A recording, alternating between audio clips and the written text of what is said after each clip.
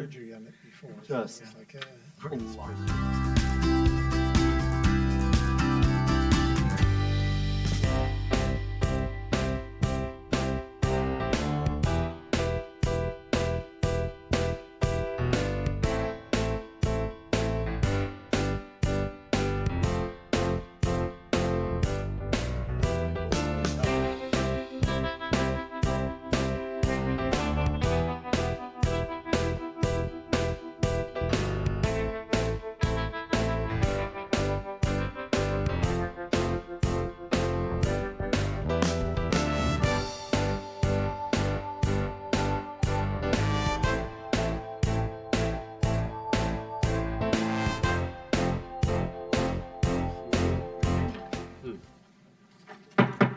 I'd like to call the meeting to order.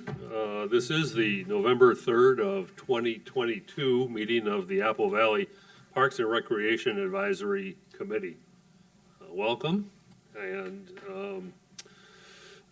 let's start the meeting as usual with the Pledge of Allegiance. So if you would stand and face the flag, and let's all recite together. I pledge allegiance to the flag of the United States of America and to the republic for which it stands, one nation, under God, indivisible, with liberty and justice for all.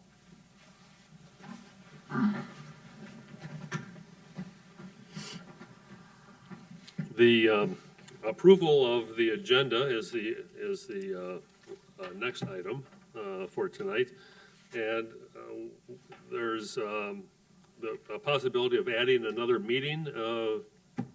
Eric, would you care to enunciate the Sure. the agenda item? Mr. Chair, members of the committee, suggest that the committee establish a meeting for Thursday, December 8th at 6 p.m. That happens to be the same evening the city council meets in an informal session. And on that agenda, we expect to have some conversation with the city council about the future Parks Bond referendum and providing them with a little bit of an update. And it would be appreciated if committee members could attend that. And so because more than three of you may be in attendance, we would need to notice that as a potential official meeting of the Parks Committee. So add that to your agenda, please, this evening.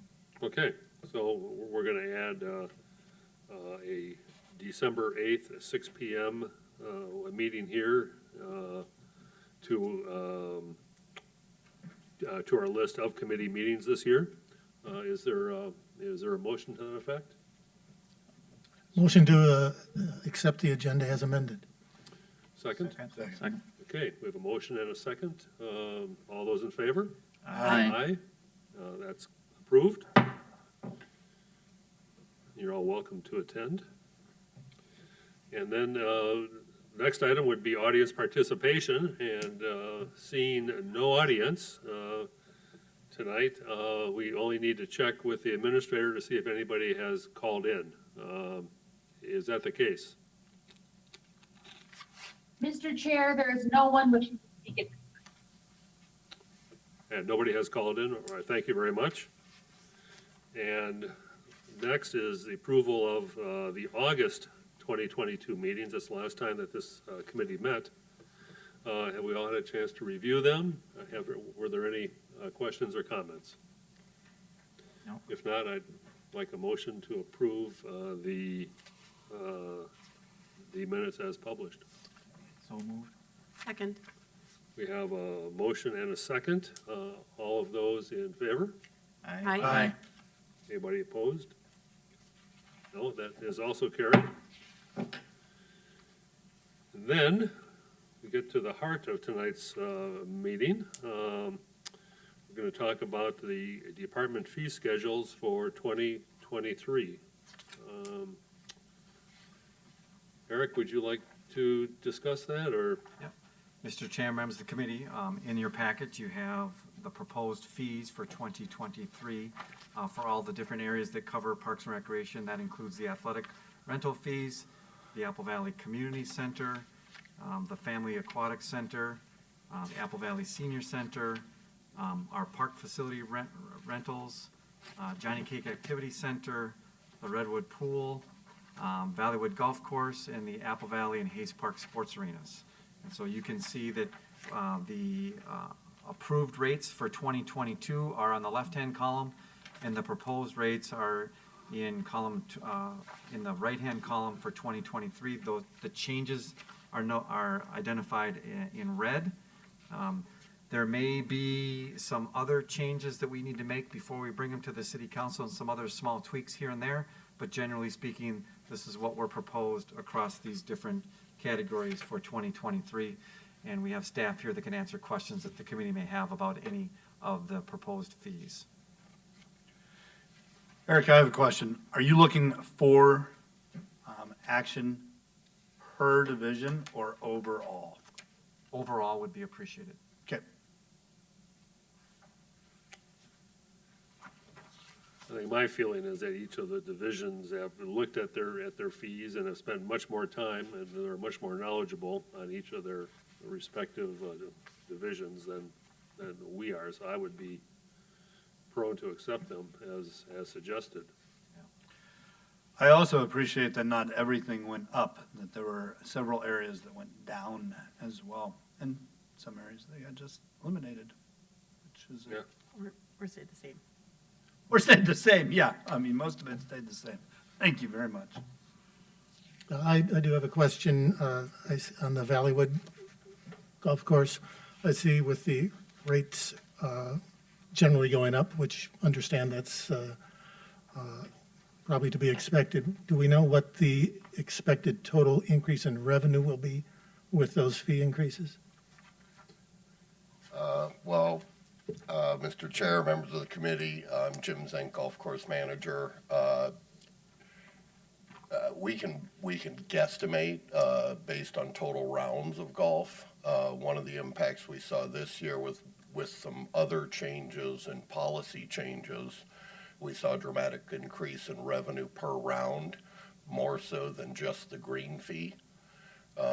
So based on 31,000 rounds, we're across the board a couple dollar increase. So we could guesstimate might be see $60,000 in additional green fee revenue.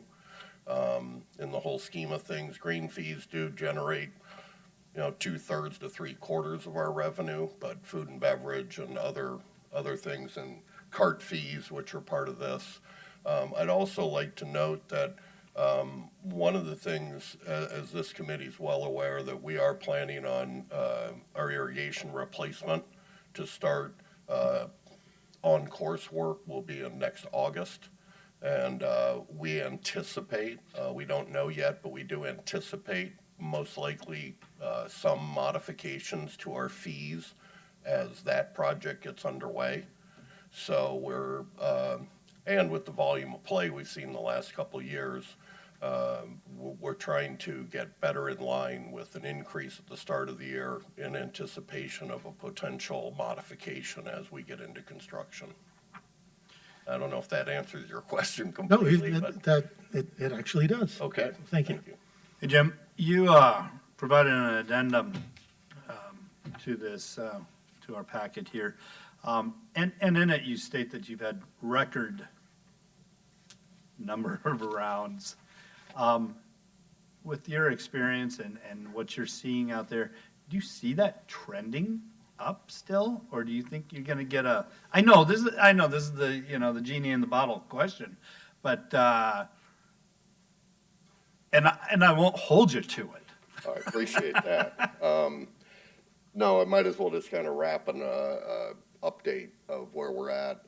As you mentioned, I got the memo, passed it out this afternoon. We saw record revenues basically May through September this year.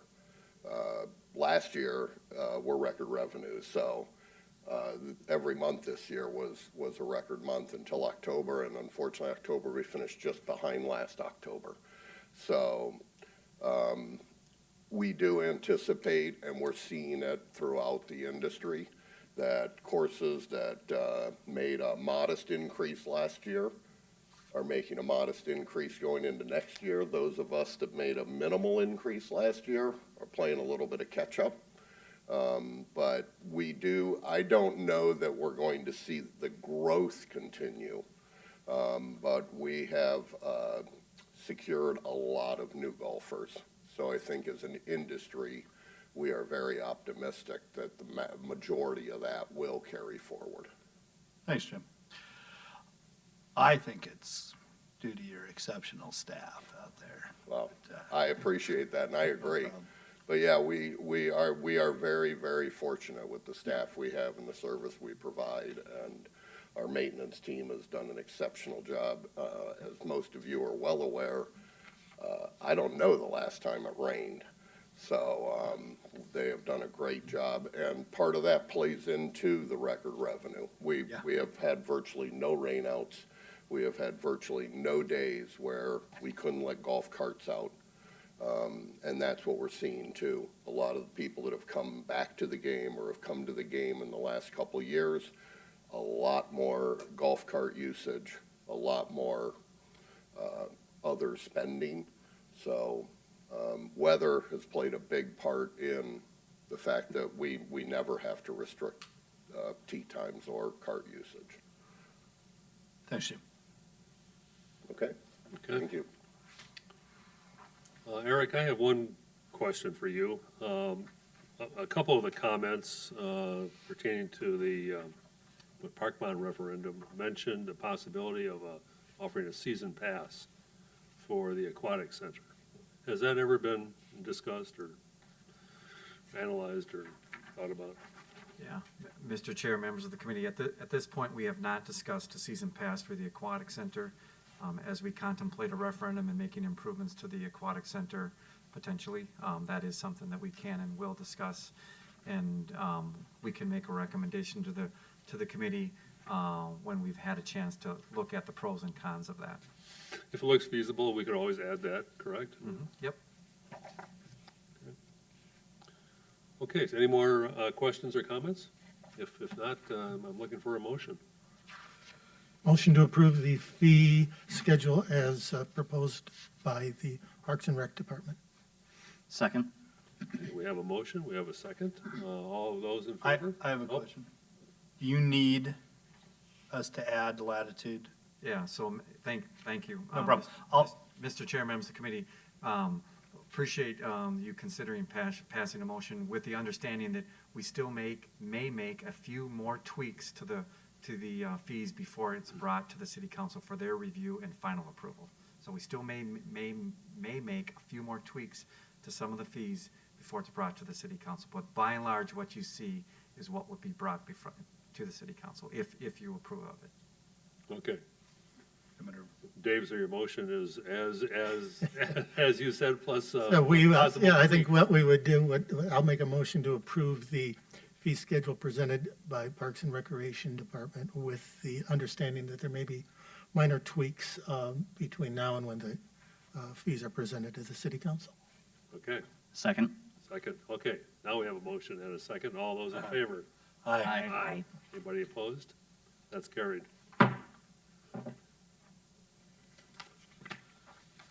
And we have our, a proposed meeting schedule for 2023.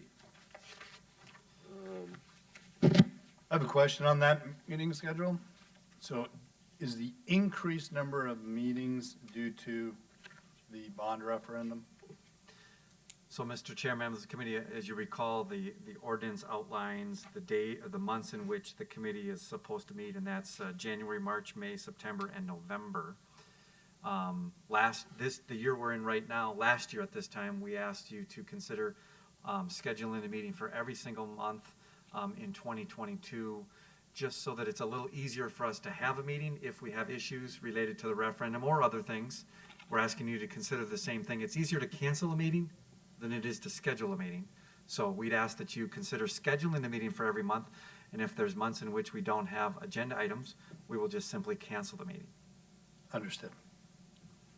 Okay. Have we all looked at the proposed schedule? Yep. Any comments, or suggestions? If not, I'm looking for a motion for this as well. Make a motion to accept the 2023 scheduled meeting As published. as published. Second, we have a motion and a second. All those in favor? Aye. Anyone opposed? That is carried. And now we're going to hear from several divisions and get updates on what has been going on in our fine city. Yeah, Mr. Chair, members of the committee, really just, we'd be happy to answer any questions you have from the reports that you found within your packet. So if there's any specific questions you'd like to ask, whether it be regarding the golf course or the park maintenance operations, we have staff here that can answer those questions. If you have questions about recreation or the arenas, those folks aren't here this evening, but we will certainly do our best to answer or address questions that you have with the information found in your packet. I have a question for Mike. I'm going to put you on the spot here a little bit. Because every year, I love hearing all the things that you did over the years, or over the year. And I just want to know, what were your highlights this year? I mean, just, I'm sorry to do this to you. I should have. Chair, members of the committee, I'd be happy to come up to the podium to address any That'd be great. questions. Okay. I do want to say that the photograph that is published in our handout here of the new fishing pier Holy at Farquhar Lake is absolutely gorgeous. Holy smokes, it was amazing. Good evening, Chair, members of the committee. I think with the limited staff that we had, we were able to accomplish a few things. And what's pictured there are some of our larger highlights. Obviously, the dock at Farquhar was one of them. It took a small army to put it all together and get it put in, but we were able to do that, and I think it was a great fit. The decision to have it placed there, I think, again, it fits so well in that area. It seemed to be a perfect fit.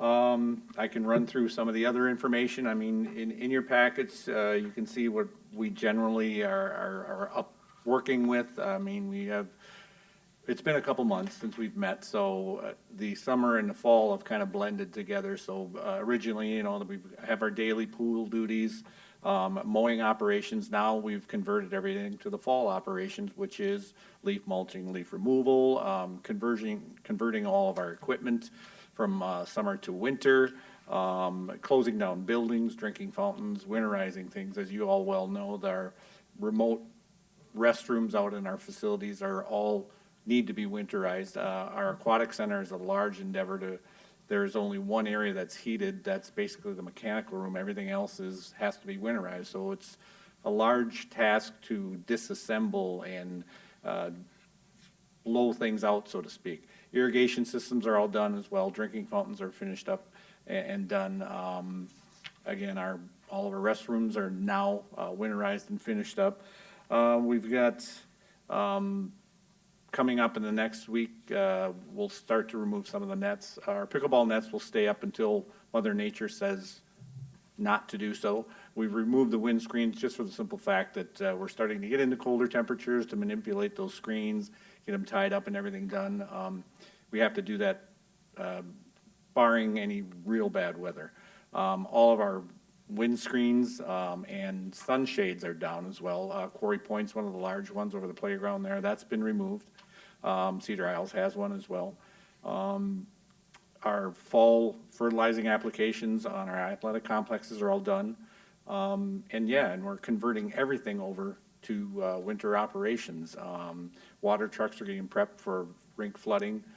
Plows are being maintained, fluids changed and everything like that. So our large mowers are starting to come into the shop and starting to be worked on too after a long winter, or long summer, I'm sorry.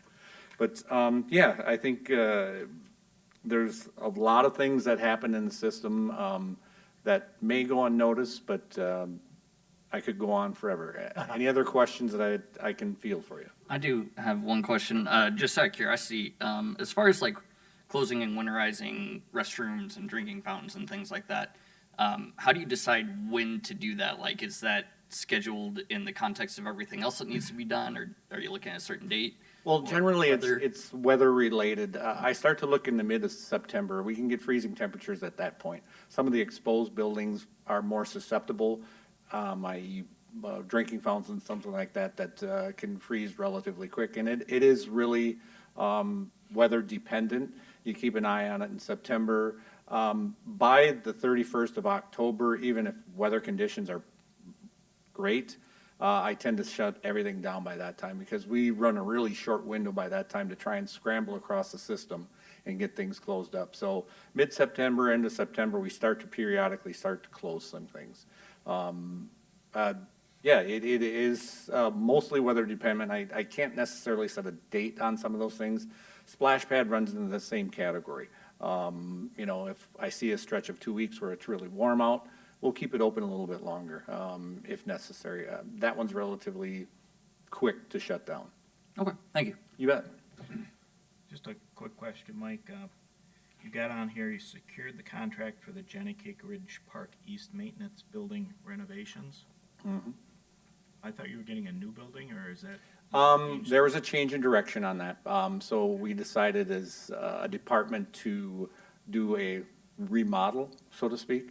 So we're going to give it a full facelift from top to bottom. Will it be larger than? No, it'll take up the same footprint. It's basically roof, siding, windows, doors, electrical upgrades in there to work out of that building Okay. in the summertime.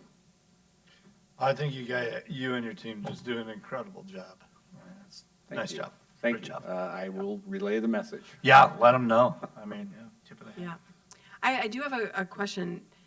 Here at the end of the season with the no rain and kind of the drought-like conditions that we're starting to see, do you have concerns of how this might affect spring and the conditions of the fields and everything like that? I know you're fertilizing and doing what you need to do, but are you kind of anticipating we'll see some negative impacts because of that? Absolutely, I do. I think our athletic complexes, being that they're irrigated, we should get through fairly well. What concerns me the most are our younger tree stock that we have out there. Our seasonal staff was very minimal this year, and we tried to get out to the system and water as much as possible. But I fear that we may have some negative impact on some of our small stock that we have out there just because of the drought conditions and the availability of staff to continue to water. You start to look out at 51 parks in the system and multiple trees that may be 2 years or 3 years or younger than that are probably the most susceptible. The larger trees can withstand a drought and basically close down, so to speak, but the younger stock will suffer. Is there anything that residents in nearby parks can do to keep an eye on this, or is there any help they can provide you and your team at all? Well, I mean, realistically, it's something that we do in-house to try and water and try and keep the stock alive. We usually inventory some of the young stock that we have out there, and the tipping point is right around that 3-year-old range. To try and keep them alive. We did purchase some of the watering bags and set them out on some of our younger stock. That helps expedite things or limits the time we have to spend at each tree to water. We can just fill the bag and walk out. So we had probably 35 to 40 of them out in our system. And I'm curious to see how well they work in the springtime. Thank you. You bet. How's the ash tree situation going for you? We did just do an inventory and GPSed all of our trees that are in the green spaces of our park system. We have a little over 600 trees that are potentially affected. We've rated them basically in 4 categories, severe on down to not so severe, so to speak. We've kind of identified roughly about 40-some trees that fall into the severe category, and we'll have to address that going through. We'll be able to do some of them in-house, and we'll have to contract some of them out. It's going to be an expensive endeavor, and we're trying to allocate funding to address the rest of them in our system. So severe means they're basically dead, or? Correct, Okay. correct. On that note, do you look, I see the picture here from Tree Trust, are you looking to partner with organizations like that to replace the canopy that needs to come down, or what does that process look like as trees are removed? Yeah, we are going to make a best effort to try and do a one-to-one replacement, and in that, to be conscious of where we're placing them so they're not crowded, and be purposeful when we do that. A lot of trees get planted with the indication that they may not grow much bigger and they get crowded, so we're gonna try and take into consideration if we move two trees that were closely planted together to try and expand them to a more purposeful spot.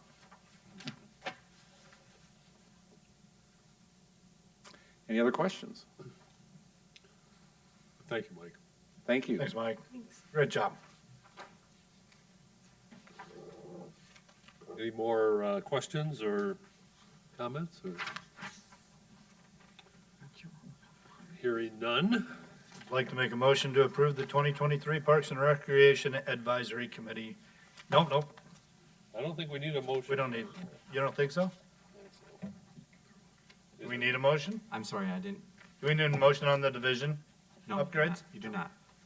Then forget it. It's just a staff, it's just a staff report. Ready to go. That's all right. Man, I'm ready to roll, man. I am rolling. Okay. Next thing. Okay, how about committee staff discussion items? Does anybody have anything to discuss or that is not already on the agenda? Mr. Chair, members of the committee, I've got a couple things. One, earlier in the meeting, you said an informal meeting for the 8th of December at 6 PM. I apologize, it should be for 5:30 PM, 5:30 PM. So I'll make that change, and if you could make that change on your calendars, I'd appreciate it. Had a resident call and ask about potentially putting a memorial disc golf basket at Apple Ponds Park in memory of a family member, and wanted to get the committee's reaction on that. Normally, I would say, we'll put a memorial tree or memorial bench. This person that passed away was an avid disc golf player, and so, but this family would like to know if we're comfortable with putting a memorial disc golf basket in the park. I'm thinking it would be more appropriate if it was at the disc golf course itself, but I said that I would confer with the Parks Committee and get some feedback from you and then get back in touch with this individual. Eric, did they say why they wanted it at that park instead of at the disc golf club? Like, was there a rationale for that, or In their neighborhood. in their neighborhood? Okay. So that would be just a standalone pole with the basket on it. Yep. And would it, do you know, would it be used by people as practice, or was it more, for lack of a better word, just decorative? I would assume that if it was there, some people might start using it. I think from a staff perspective, we think it's most appropriate that it be at the disc golf course, or that if truly the family would like a memorial in the park, that we would follow our practice of it being a tree or a bench as being a little bit more appropriate, if you will. Eric, does the city, I know that, does the city have a policy on memorials in the public right-of-way? I know we're not talking about the public right-of-way, we're talking about the parks, but I'm just wondering if there's any kind of precedent with even public right-of-way and memorials specifically. Not that I'm aware of. Yeah, I'd be surprised to learn that we would allow a public improvement in the right-of-way that wasn't associated with a utility or something like that. Because we don't even allow a tree in the right-of-way. Yeah, we can't even plant, our policy doesn't allow for trees in the right-of-way. So, Okay. I guess, one question, I seem to recall when we were having discussions, and Mr. Chair, you may recall this, regarding the memorial for Barry. There was some documentation that we had that directed the city, and I don't know if it was the Parks and Recs or the city as a whole, regarding memorials. Do you recall that, or I don't know if any of the staff remembers that? But I guess my suggestion would be to take a look at that before we make a final decision. But we, I mean, we do memorial benches and we do memorial trees, and that's all precedent. Right. But apparently The question is where we put apparently this. the deceased was an avid disc golfer, and, I would kind of like to accommodate the family, in one form or another. And quite honestly, I don't know, I guess I could go either way on the location. I mean, a standalone basket in a park near where they live might be. I don't have a problem with the basket itself. I question whether it's wise to start making exceptions for, Are we gonna go down? you know, it makes sense to me in the disc golf course as Eric suggested, but starting down this road, what's the next family ask for in their local park? And do we continue to accommodate these things moving forward, or do we say if it's outside of the park or outside of the bench and tree that we traditionally do, it needs to be associated with the use of the park or the equipment that is already there? Right, well, that makes sense too. And if the bond referendum changes the disc golf course, do we do another specialized memorial? Or do we wait until we find out? I mean, that's, who knows how long that would be. I think your point, Craig, about that the city does have a memorial policy with the trees and the benches. And, you know, following that at this time makes sense. You know, I would agree that if it's going to be something, looking at the disc golf course, otherwise I think it gets to be a little bit of a slippery slope of what goes where. And also, I think the other real important thing is making sure there's maintenance agreements, because whenever you put in infrastructure, there is always the requirements to maintain them and make sure that they're kept in good and safe condition. So, you know, I think that that's also an expense that, you know, I would like to make sure that that's covered as Right. well. With the, so. So Eric, was the staff's idea that one of the holes baskets be named in honor of this individual? Or would this be a practice basket someplace, or what, at the disc golf course? Yeah, I think either of those suggestions probably works from a staff perspective. Would be obviously up to the family to make that final decision of what they felt was the most comfortable. But it just seemed like that a disc golf basket belonged at the disc golf course, as opposed to just sitting in a park somewhere. I think the more I think about that, the more And, that makes you know, sense. other families might want to donate a picnic shelter, I mean, if they had the means to do so. And they might pick a neighborhood park. To me, that one's a little bit different. I mean, a picnic shelter is something that we have in our park system in lots of our parks, and would welcome more of them if we could afford them, if you will. Whereas a single disc golf basket in a park seems a little bit out of place, if you will, without disrespect to the family.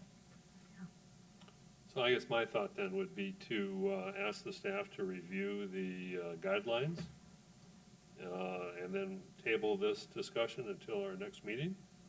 Okay. And at which time we can review the guidelines and we can, we'll take a vote. Thank you. I did not have any other items. Any other comments? There is nothing? With that, then, I think we can look for a motion to adjourn for the evening. I've spent all my motions. I'll make that motion to adjourn. All right. Second. We have a motion and a second to adjourn.